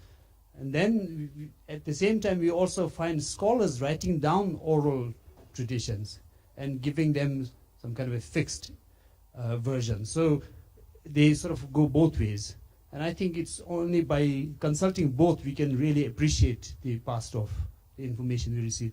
And the same also applies to the practice and beliefs related to animism and Buddhism. I think that we have the organized mainstream religious tradition of Buddhism, which has borrowed a lot, assimilated a lot from the informal, localized animistic practices.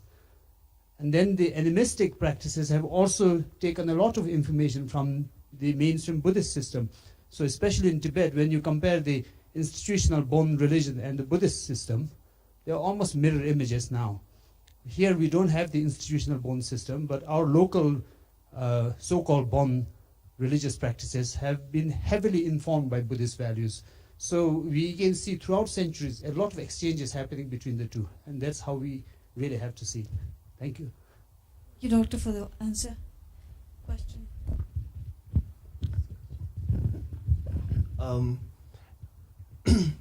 As a young person, I especially liked what Ajit said regarding we live in a different time.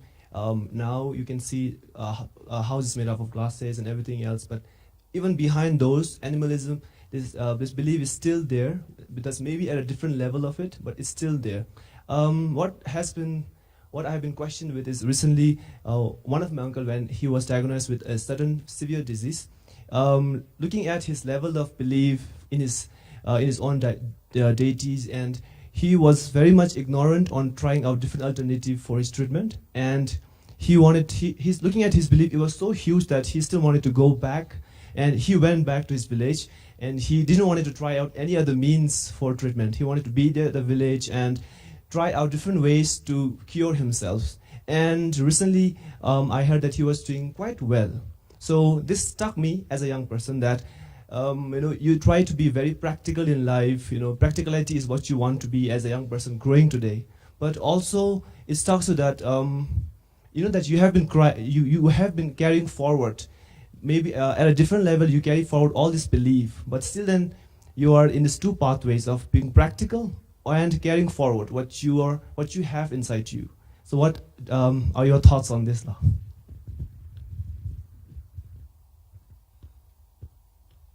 I think you have answered the questions, because the question that Manju asked was, how has modernization impacted on this? And modernization, we think about modern things as well as people, young people like yourselves. And if you come to think of this and take a different perspective and a different view about what our old beliefs were, and it's being encouraged, or you're being encouraged by things that are happening. I mean, this is a practical thing that your uncle went back. I'm sure he also consulted the medical doctors and things like this.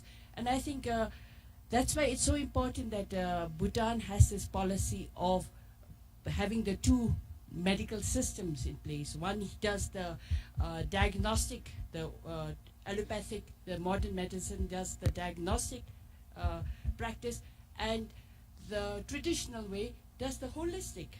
So you cannot just treat a wound, you have to treat the whole system. And I think this is, and I'm glad that we have new people who are thinking, young people thinking of the new practical system as well as the old systems that have brought us forward.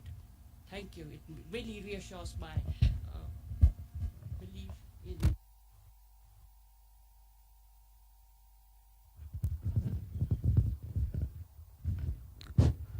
A simple question, though we have discussed, but still I'm a little confused. So I just wanted to ask, especially to the writer of the book, Sangye Wangchuk, is animism a tradition or superstition?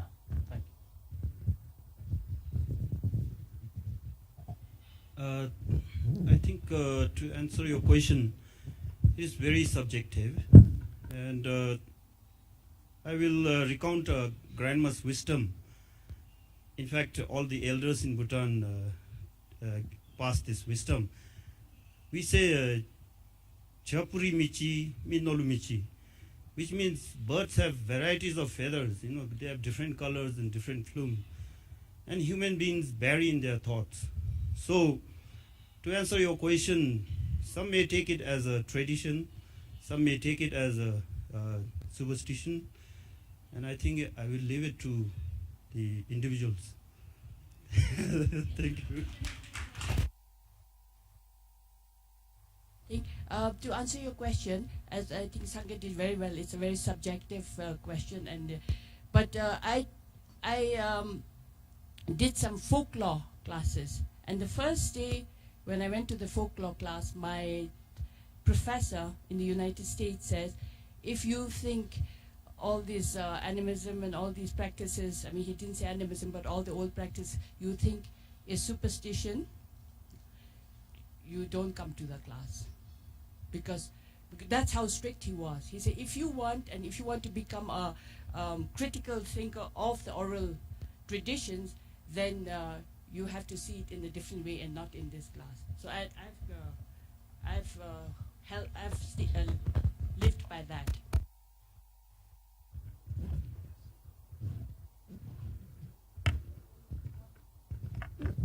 Last question, please. It's not a question, it's just a comment. And in fact, Sangye Wanshu and Ashikun Sang replied very well, because in anthropology classes, we never talked anymore about superstition. Superstition is a demeaning concept which came in the 50s and which has been totally abolished, and we should talk about more a tradition. And then we can understand, because if we talk about superstition, we demean the other people. It's just not true. But who are we to judge the validity of oral tradition? So that's what I wanted to say. Thank you so much. Thank you so much for clarification. Sure, okay. One last. That's super last.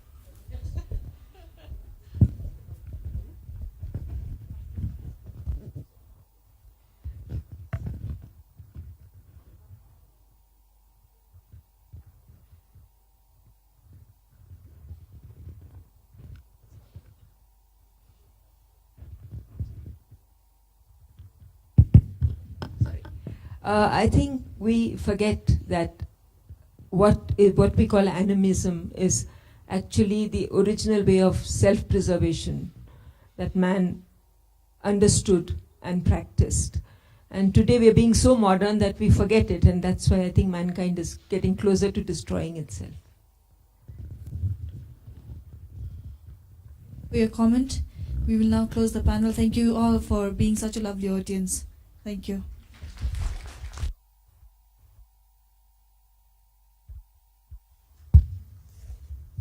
Thank you, Ashi, Manju, and Mr. Sangye. Just to remind everyone to please keep your phones on silent mode, because I was kind of worried somebody actually bought a rooster inside for the animist talk, because I heard a rooster over there crowing. So please make sure your phones are on silent mode, because we also have Her Majesty Aji Doji Wangmochu coming in for the Wahida session. And I'd like to request everyone to kindly take a break for 5 minutes. Make sure you put your phones on silent mode, and I will introduce the session in 5 minutes. Thanks.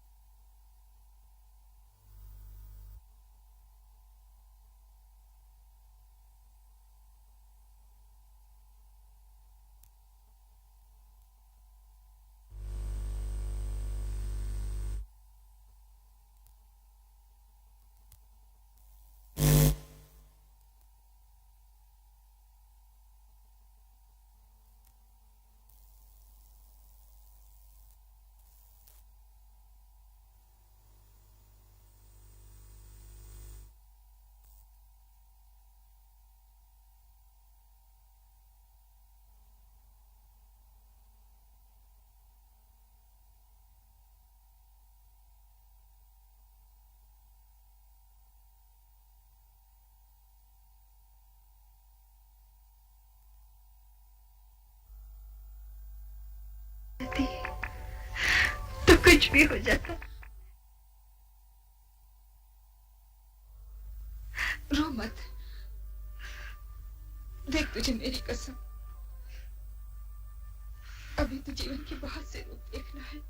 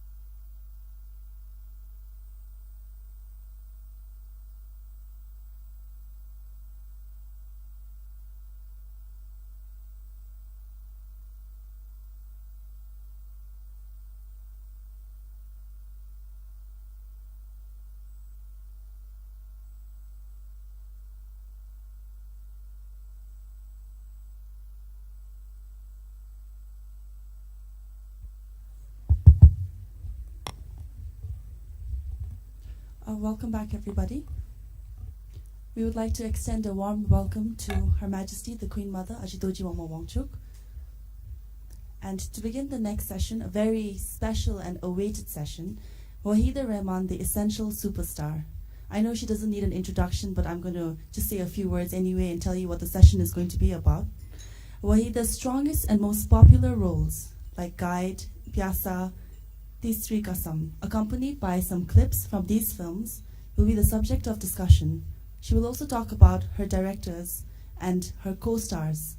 May I welcome Wahida in conversation with Satya Saran, who has been the editor of Femina and later edited the weekly magazine Me for DNA. Satya also has authored many books like Night Train and Other Stories, a biography, 10 Years with Guru Dutt, and From Me to You, a collection of short stories. May we welcome Wahida and Satya on stage. Thank you.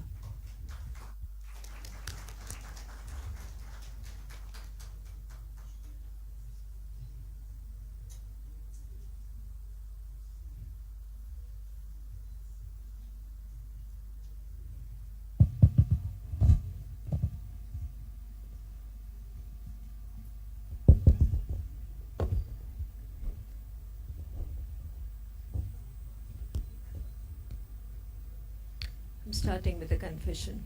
I'm nervous. I have the honor of having in the audience Her Majesty, the Royal Queen Mother, Asidurji Wangmo Wangchuk. Thank you for being here. And in the presence of Wahida ji, whom I have admired since I was in pigtails. So I am justifiably nervous. But I'm sure Wahida ji will carry the day.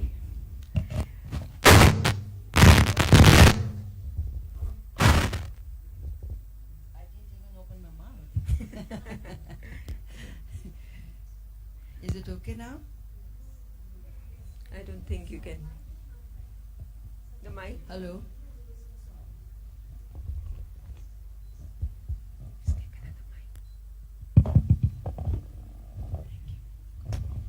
Hello. Vahita ji, we're going to start. You know, everyone here admires your films, knows your films, but we do want to hear from you some of your own experiences in being part of the history of Indian cinema, great films that you have been in. And I want to start with a very, very simple question which must be in the minds of many of the people in the audience, is that in your very first film, I mean, Pyasa and CID were done together, I know, but in your first film that really put you in the limelight was Pyasa. It was a difficult role. It was a very, very difficult, challenging role for someone so young. How did you approach it? How were you shaped for it? First of all, I was to thank everybody and especially Your Majesty for being here. And it is I feel very honored and humbled to be here and invited by Her Majesty. Well, can you hear? Is the mic okay? No?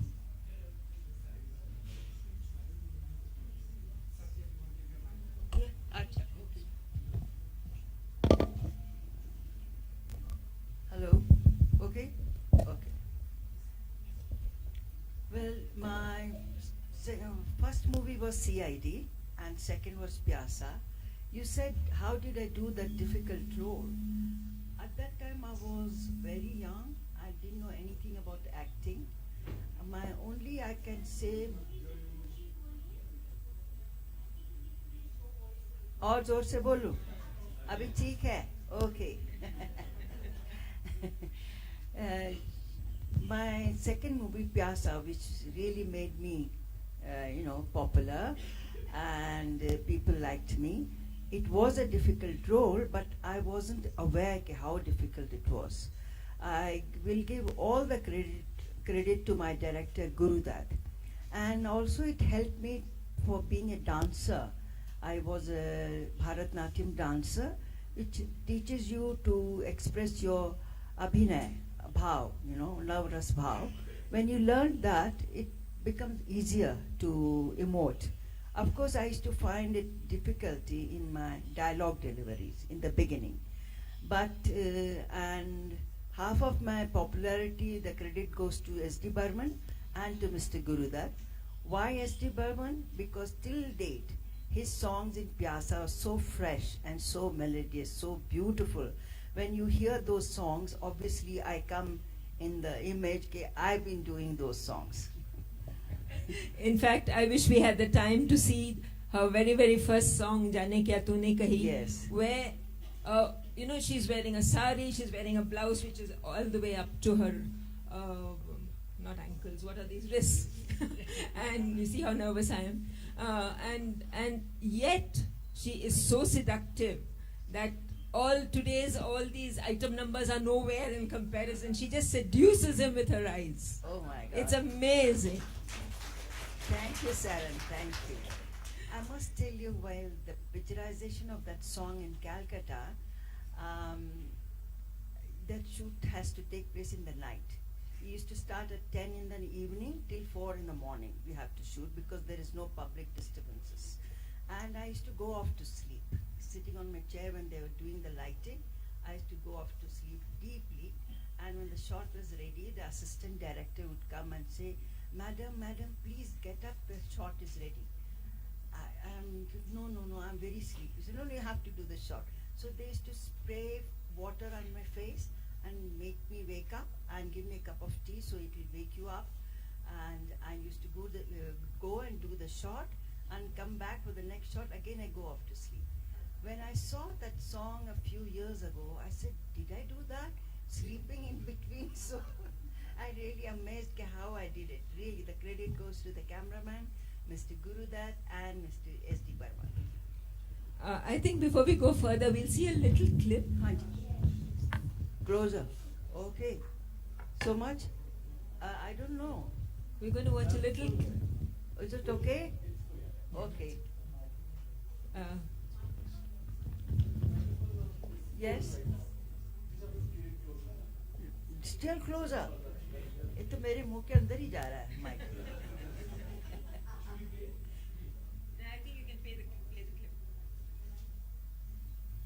It's a very tiny clip.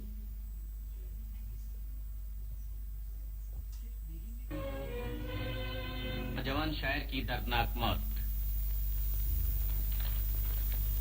उस नौजवान की जेब में एक खत पाया गया जिसमें वो एक नज़म अपना आखिरी पैगाम की सूरत में दुनिया के लिए छोड़ गया. शायर का नाम विजय था.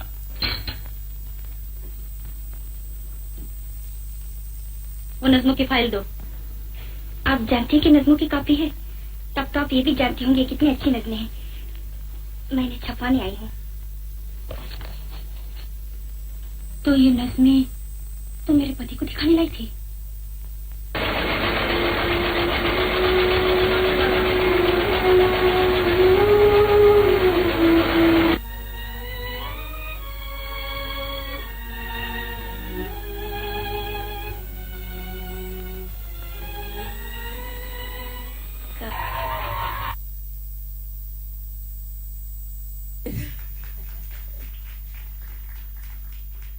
For those who who remember Pyasa, that's a very, very pivotal moment. Yes. Right? Yeah. When Gulabo brings the poems. I want, you shared with me, Wahida ji, a very sweet incident about Sahib Bibi Gulam. About how you wanted to play Choti Bahu. Yes. Will you share that with the audience? When the Gurdaji bought that novel to make into a movie, I very much wanted to do Bibi's role. That is what Meenaji played. Then Gurdaji said, very sorry, Wahida, you don't suit the role. I said, I thought he's saying I won't be able to perform. I said, you think I'm such a bad actor that I won't be able to do it? He said, no, it's not like that. Because I want a very matured woman and who's pining and waiting for her husband's attention and love. And you don't look that because you're too young. I said, but actors should be able to play any role at any age. No, but one has to look also, he said. Okay, I said, okay, then let's not do it. So he took Meenaji, and then later on I came to know that Mr. Abrar Ali is going to direct the movie. So Mr. Abrar Ali came to me, I said, Wahida, and I'm directing this movie, so I want you to do Jabba's role. I said, okay, but Gurdaji said no, because before that Chaudhmi Ka Chand was released and it became very popular and very successful. So they said, you're doing leading roles now, you cannot do second part. Then I said, it's up to you, Abrar Saab. If you want, I will do it, because I liked Jabba's character very much. It was a lot of life, very interesting role. I said, okay. So he went and told Gurdaji, Wahida agreed to do it. So when I did it, I was very happy, and I told Gurdaji to please have one scene with Meena Kumari, because she's such a senior to me, such a great actor. He said, no, there is no scene in the novel. I said, well, you can take the cinematic liberty. Whenever you want, you do that. You directors do those things. He said, no, that is not possible. Let's go to the next film that we want to discuss, where you actually play a married woman. I mean... Yes. You're talking about Guide? No, I'm talking about Mujhe Jeene Do, where you do get married. You start off as a dancer, then you become a mother in the film. Yeah, yes. And it was amazing how at that age, at that very young age, you managed to play a role that had such a wide canvas. And also Mujhe Jeene Do is not much discussed among your films, but it was a very, very landmark film for you. Yeah, it was one of my favorite movies too. I can say sometimes you have a natural talent, which I was blessed by God for that, and got good roles and good directors. And Mujhe Jeene Do had a lot of variation and moods and emotions to play, and dancer and things like that. So I enjoyed doing it, and it was a very beautiful movie, a very authentic dacoit movie, to be honest. And there's a sweet story about the costume. Which one? The fact that you were dressed in a ghagra choli. Yeah, yes. No, but in the beginning when I'm doing the dance sequence, it was chudidar kurta and Mughlai type of costume. Then afterwards, in those days, I had to wear ghagra choli. And while we were shooting in Chambal River, near Chambal River, who was the dacoit? Was the woman dacoit? There was Not. Anybody knows? Not Phulan Devi. Before her. Huh? No, a lady dacoit. Lady dacoit. A very famous lady dacoit whose name escapes me. I don't know. She was a very well-known lady dacoit. Used to, ride the horse and shoot things and everything. Her daughter came to see the shooting. She said, "I came to know that you people are making my mother's movie." Then she looked at me and said, "What nonsense? You are wearing ghagra choli? My mother used to wear pants, and she used to ride a horse with one hand because she lost one hand in an encounter with the police encounter." Yes? Hanji? Putli Bai. That's right. Putli Bai. Very good. Putli Bai. So that's how she said. She used to wear pants. Why are you wearing ghagra choli? I said, well, that is what my director wants me to wear. And it is not about Putli Bai, I said. But how was it to shoot in the Chambals? I mean, were you scared or was it safe? Not really safe, but because we were the guest of the BSF, Border Security Forces, and we were staying in the tents. One day we were shooting, and Sunil Dutt was the producer, and Nargis Dutt came with Sanju Dutt, was 4 years old, to just watch the shooting, and Nirupar Rao, myself, and Sunil Dutt were there. Then suddenly Mr. Sunil Dutt came and said, "All of you ladies get into the jeep, go back to your camp at 3:30 in the afternoon." Mrs. Dutt said, Nargis ji said, "Why? You ask too many questions, Mrs. Dutt. Go back, go back." I said. He was very angry, very agitated. So the commander of the BSF, he came, Mr. Queen, he said, "Please, ladies, get into the jeep." I said, we got into the jeep. There were jeep in behind, jeep in the front, with lots of guns hanging. We said, what's happening? So we went back to our camp, and the commander said, all ladies with Sanju Dutt have to be in one tent, not to play transistor radio. Don't speak loudly. If you hear a gun fire, go keep quiet. Don't move. And if you hear the second gunfire, go under the bed and the cart, Rassi wali cart jo hoti thi, that. He said, but Commander, what is happening? That you will come to know later. Now, don't waste your time and go. So we waited there for 3-4 hours till it became dark. We were getting very nervous. Something very bad has happened. So at 8 o'clock, Sunil Dutt and the commander came back. They said, "You ladies can come out now." We said, "What happened?" Because on those hillocks, the BSF people were there watching. And they saw 7 dacoits crossing Chambal River and coming towards the location.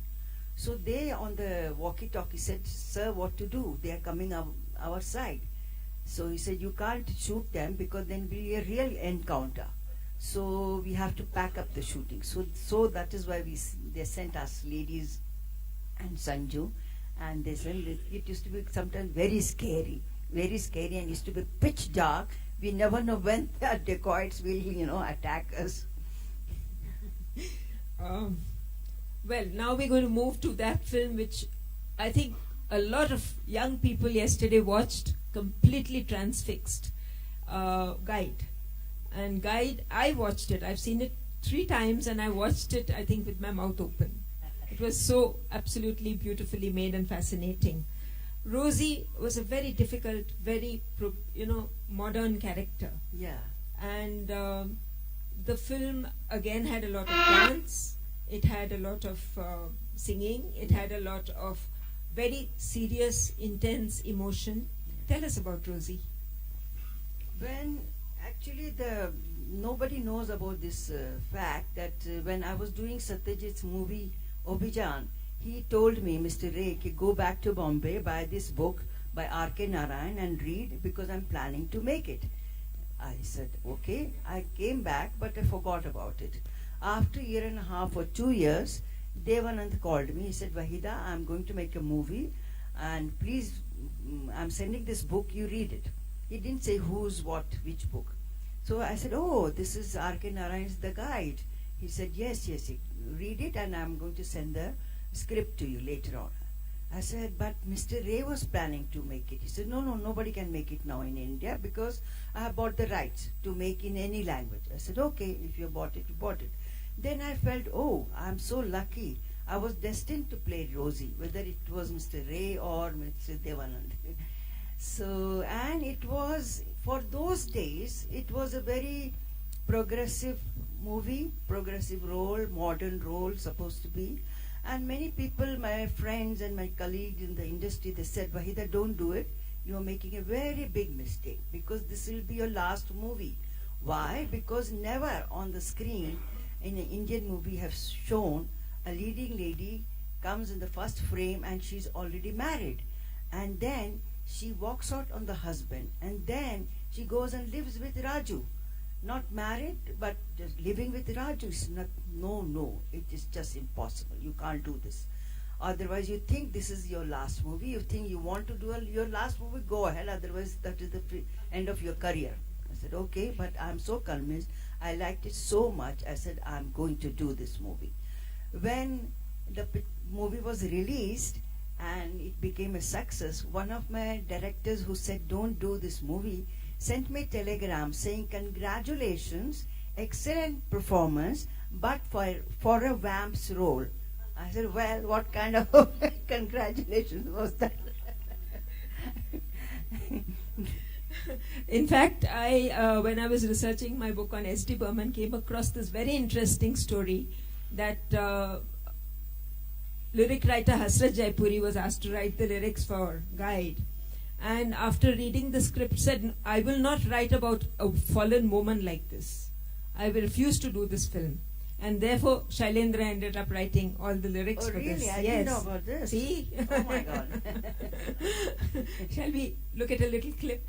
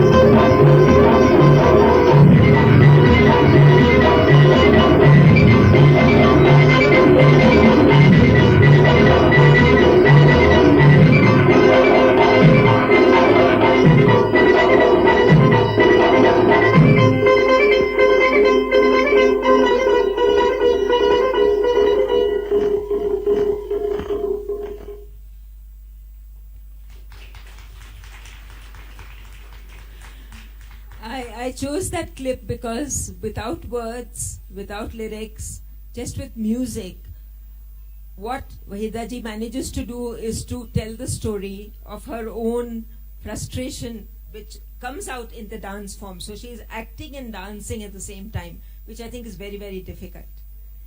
I agree with you. It was difficult, and it brought that frustration in this woman. And the first thing, the music was excellent. The situation was very good, and the choreography was also very good, you know. And the taking also by Vijay Anand was also so good. So it brought out what he wanted to say. You're forgetting one thing, No. the dancing. Oh, yeah.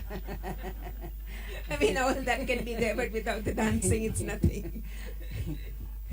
Do you have any other anecdotes you want to share about Rosie? Well, this just now you saw this way. I can tell you the last shot where I'm going round and round and round. It took about 6 hours to light and another 4 hours to shoot, because the camera was on a very top high table and it was a round trolley, and because the camera could go around the trolley, but the cables which were attached to the camera were getting entangled with the the trolley puller, and they have to run with the carrying those cables round and round. And in the end of the song, what you saw, I really felt giddy, because that is one reason I couldn't do Kathak, because there you have to take lots of circles, So, but this one, the Vijayanand said, very good. You go round and round, in the end you fall into suits, shoot. Kamoshi is one of your hallmark films, and it's a very offbeat theme of a nurse who tries to treat a patient, a psychologically damaged patient who's been hurt in love by giving him a lot of love, and then falls in love with that patient, and is given another patient to treat and finds it too much for her. Then she becomes psychologically challenged. Tell us about Radha. It's a very powerful role. First I saw it was made in Bengali, called Deep Jole Joy, and Suchitra Sen worked in it. It's a beautiful performance she gave. It's a lovely movie. And I was, after seeing that movie, I was after my producers, please make this movie in Hindi. It's a very heavy subject. It will not do well at the box office. I said, why do people all the time have to think about box office side? They said, we put money, so we want to get back our money. I said, yes, sometimes don't you think you should, for your own satisfaction, you want to do different movies and good movies, meaningful movies? I said, yes, but we don't want to see it in the drawing room. We want to see it in the theatre. I said, okay. Anyway, Mr. Hemant Kumar, the music director and singer, playback singer, he agreed to produce it, and of course I did that movie. And it was very difficult. By the end of the movie, I was feeling, knowingly, unknowingly, very heavy, very low, like kind of, not really depression, but I was feeling very heavy. It did make it, because I wanted it to look naturally coming, not acting that way, it is, bothering me and playing on my mind. So it was to think so deeply. I think you can see the pain in your eyes, as the film progresses, you can see your eyes getting clouded. Shall we take a look at the clip?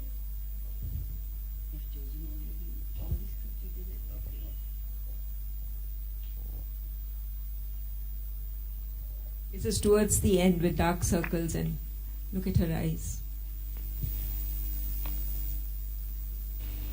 आज तो आप बहुत थक गए होंगे। सोऊंगा नहीं। तो फिर आप बैठे रहिए, मैं जाऊं सो जाऊं। तुम्हें नींद आ जाएगी?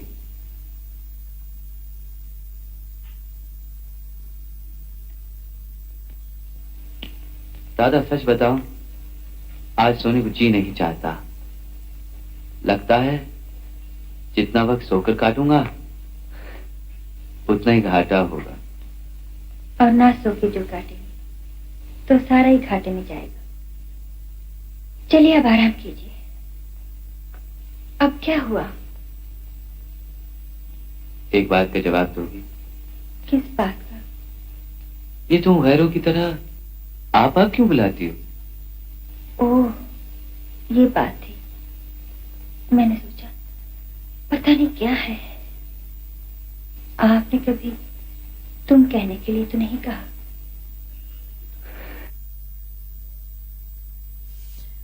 That was amazing. When you spoke about the box office and you challenging the directors, producers, why do you always think of the box office? I remembered something. I know you're not here to listen to me, but I have to share this little thing about you, Wahida ji. I don't know if you remember this. When Guide was shown, when Pyasa was shown soon after Yeah. It was ready. Guru Daji used to show Yeah. it to everybody. Yeah. You spoke up saying, please cut a song. Do you remember that story? Yes. Why don't you tell them? I was a newcomer, but Guruji had this habit of showing, they used to call those just rushes or trials. And they used to show to the whole unit, all technicians, music director, Burman, Da, Mala Sinha, myself, everybody was there. So he asked each and every person, how did you like the movie? What do you feel? Is it good? Are you people happy? And so on and so forth. So being the newcomer, my turn was last. He said, Wahida, and my mother was also there. So how did you both like it? He said, yeah, very nice. So Guruji said, why are you saying very nice half-heartedly? What is it? What is it you didn't like? So no, I said, the movie is very good, but the song which was picturized on me in a boat is very boring. You must cut that song. So Mala Sinha got very shocked. She looked at me, did like this. I said, what? Just keep quiet. So, acha. Then Burman Dada got up, he says, Wahida, you don't like my song? I said, Dada, the song is very good, but while watching it was very boring, because according to me, Pyasa is about Vijay, the poet, not about Mala Sinha or me. You're the leading man. It is his story. When after the news has come that he's no more, he's died, and somebody sitting and singing is, pulls you down. We want to know what happens next. The audience will like to know what happened afterwards. Why is she singing and crying? But then what happened? He died and she's singing, and that is the end of the story, movie. So there was discussion. After slowly, gradually, everybody was going out of the theater, trial room. So Mala Sinha came and said, you're a newcomer. Never ever say to cut my role, my scene, my song. Don't do that. The more you're seen on the screen, it's better. I said, but I think differently. What do you think differently? I said, I don't want to bore people, I said, oh, enough Wahida, bas karo yaar, bahut rona ro rahi hai. For God's sake, shut up now. Before they say that, I said, I want to feel it. And I did feel it was too, unnecessary. No, you're a newcomer, you don't know anything. Take my advice, don't ever say to cut your scene or song or whatever it is, okay? So, of course, they didn't cut the song, and the picture was released. After 2 weeks, Mr. Gurudat called me. He said, well, I want to congratulate you. I said, for what? He said, yeah, we know the picture is a hit. No, not for that. For you saying to cut the song. We have to cut the song. I said, how come? He said, well, in those days, we used to call it a cigarette song, because the cigarette smoking was not allowed in the theater. When it's a boring scene or a boring song, people used to walk out and smoke and come back. So we noticed, because after the movie we send our people, assistant directors and ourselves, we go and watch what is the reaction of the audiences. So literally they were walking out of the theater on that song. She said, we must cut it. So we cut the song. Oh, thank you so much. No, not bad. Keep it up. Don't worry now. Okay, and whenever you want to give any suggestion, go ahead and do it. It's up to the director to listen to you or not. Wonderful. Talking of directors, Wahidaji, tell us, you worked with so many, some of the best directors. You worked with Mr. Ray, you worked with in Tisri Kasam with Basu Bhattacharya. Yeah. You have worked with Gulzar Sahab. Tell us something about your experience working with these great directors. First great directors, I told you, my favorite was Gurudaji, Ashit Sen and Vijay Anand. And of course, Basu was it was his first movie. He was very good, but he was being, he used to get very impatient, And Raj Kapoor and myself, Raji used to say, well, he's a newcomer, he doesn't have patience, he's, we don't know how to handle him. So it was good, he made a good movie. And Gulzar Sahab was very good too in the Namkeen, yeah. He was very good, very sensitive, very soft spoken, he was very nice. It's very nice to work with Gulzar. And in Namkeen you have Shabana, you have Sharmila, you have yourself, Yeah. And you have Kiran, who was also a very good actress, though very young, and you had Sanjeev Kumar. Yes. So how good, and very differently talented, with different strong points. So how did he handle each of you? Well, when it was narrated, I said, Gulzar said, I said, Gulzar, you want to play already mother of so many grown-up girls? No, I just got married, I've got a small children. He said, doesn't matter, you're a good actor, so you can do any role at any age. So it was very good working with Shabana and Sanjeev. Sanjeev was also a very good actor. Shabana, of course, and Kiran. All of them were very good. When you get to work with all good actors and a good director, then you thoroughly enjoy doing that. Yeah, but it was a very convincing old lady. and what about Mr. Ray? Oh, he was very, very clear in his mind what he wanted to say. And in those days, he used to have this thing which recently people talk about, the storyboard. He used to draw the frame and say that this particular actor, the character will enter from this frame and the other will come like this, and whatever dialogue, so much. And he even used to time the dialogue, everything, every time looking at it with stopwatch and everything. And he was very clear, very easy to understand him.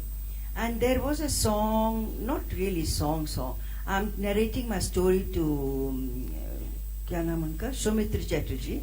I was brought from Bihar, and this happened to me, that happened to me. In between, I start drying up the clothes, I start singing and doing little action like dancing, all in one shot. It was a very, very lengthy shot. I said, Mr. Ray, I can't do that, speaking my dialogue, which is not Hindi, between Bengali and Bihari, and then sing a song and then do little bit action. How is it possible? So he said, I will give you one whole day to rehearse on the set, the next day we will take. And I said, I can't sing to save my life. He said, well, I don't want Lata Mangeshkar. It is Wahida who is going to sing. Not even Wahida. I said, it's Gulabo something. I think it was Gulabo. It is Gulabo singing. Whether in sur, besur, anything chalega. He said, okay. So we rehearsed for one whole day with camera movements and, Soumitra. And next day we came and we took the shot, and luckily it came out well. Talking of Soumitra, I must remember, so the audience wants to clap. Soumitra, that was a Bengali film, but in Hindi cinema you've acted with Devanand, you've acted with Sunil Dutt, you've acted with Raj Kapoor, all the greats, with Guru Dutt himself. So tell us a little bit about your co-stars. How did you establish chemistry? How did you, decide? Was there a lot of interaction at that time? Yeah, because in those days we never had these vanity vans.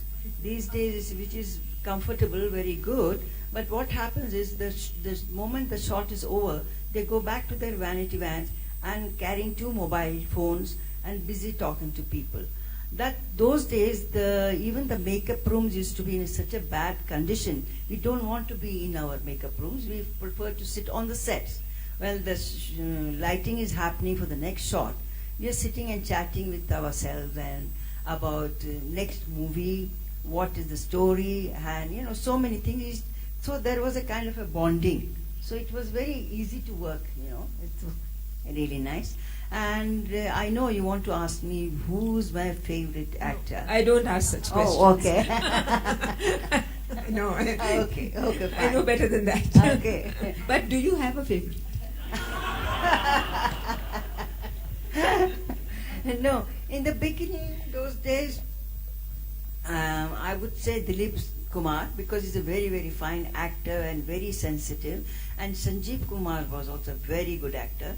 Then lately, much later, was Amitabh, was also very good to work. And Sunil Dutt was also very, very cooperative, very understanding, and he was really very good. That's amazing. I think the audience does want to ask questions, though I have lots more that I would love to discuss with you. Can we throw it open to the floor? Yes. So we have time for questions. Do you have a mic?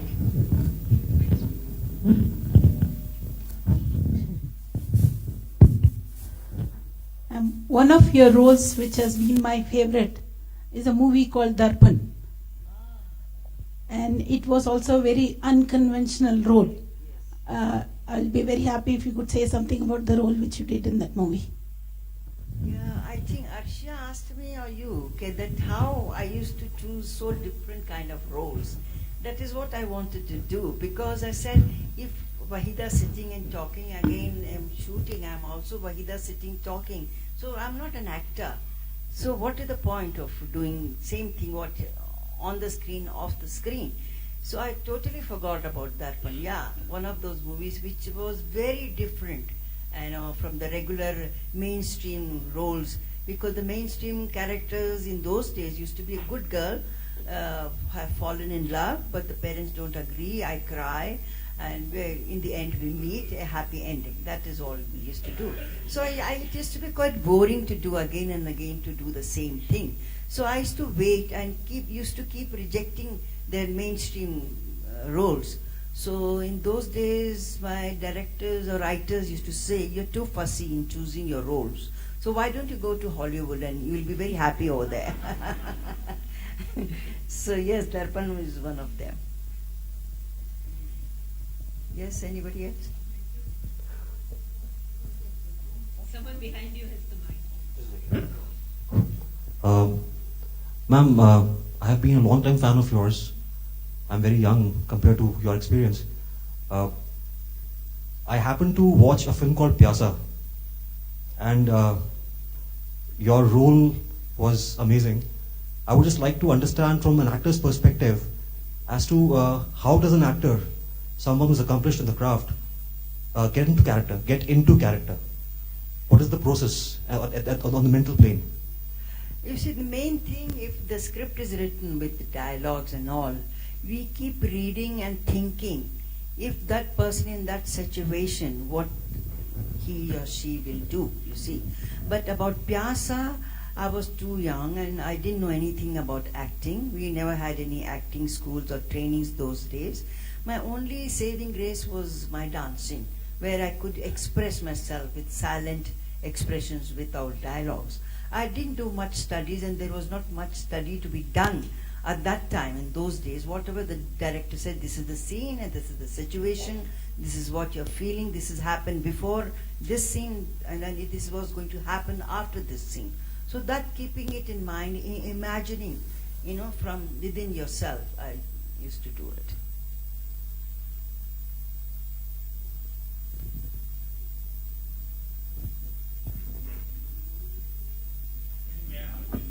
Yeah.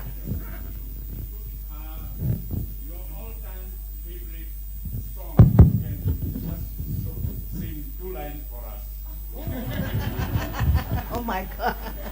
That's a great one. Well, my throat, I've got a bad throat. I really can't sing. क्या गाना गाऊं? जाने क्या तूने कही, जाने क्या मैंने सुनी, बात कुछ बन ही गई, जाने क्या तूने कही. इससे आगे I can't sing.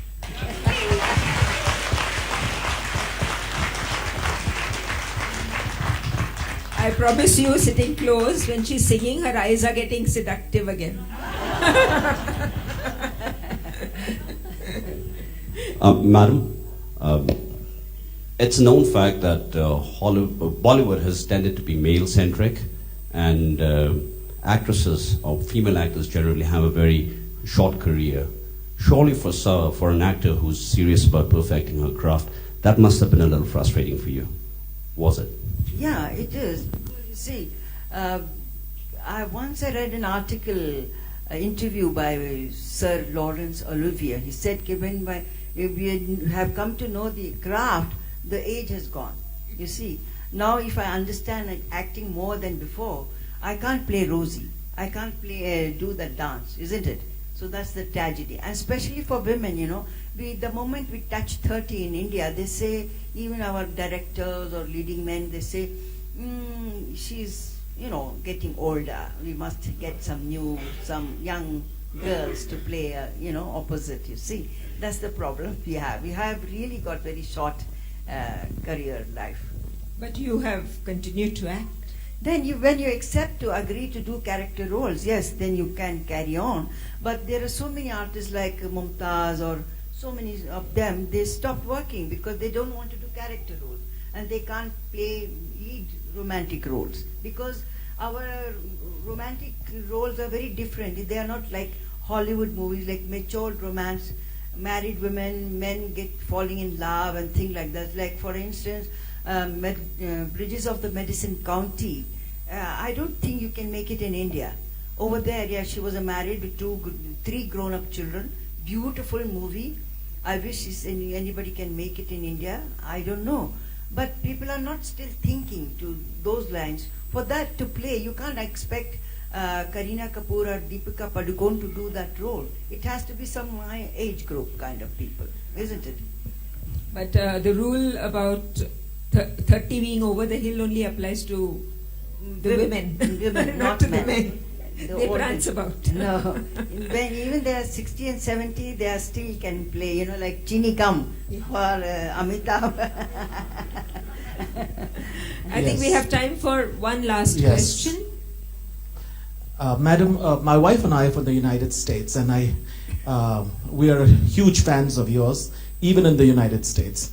And we've always viewed you as a person of tremendous dignity, poise, elegance, and all the adjectives that go with it. You've answered partly the question that I was going to ask you. And I just want to know if you are involved in any present projects, anything that you're going to do right now, so we can tell all our fan base that Wahida ji is involved in this. No, unfortunately, I'm not doing any movie because I don't get some challenging roles to play. I don't want to do just for the heck of doing it, you see. I'm happy enjoying my life without doing any movie. You don't want to be the coughing grandmother. Yeah. Beta.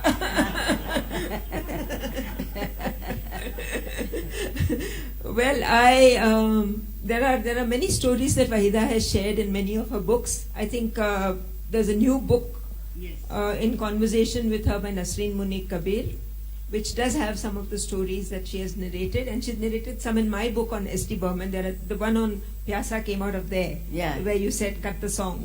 Burman Dada saying, "Kya mera gana katega?" So I think Wahida fans have a lot to look forward to because she has agreed to share portions of her life in print. Thank you very much, Wahida. Thank you.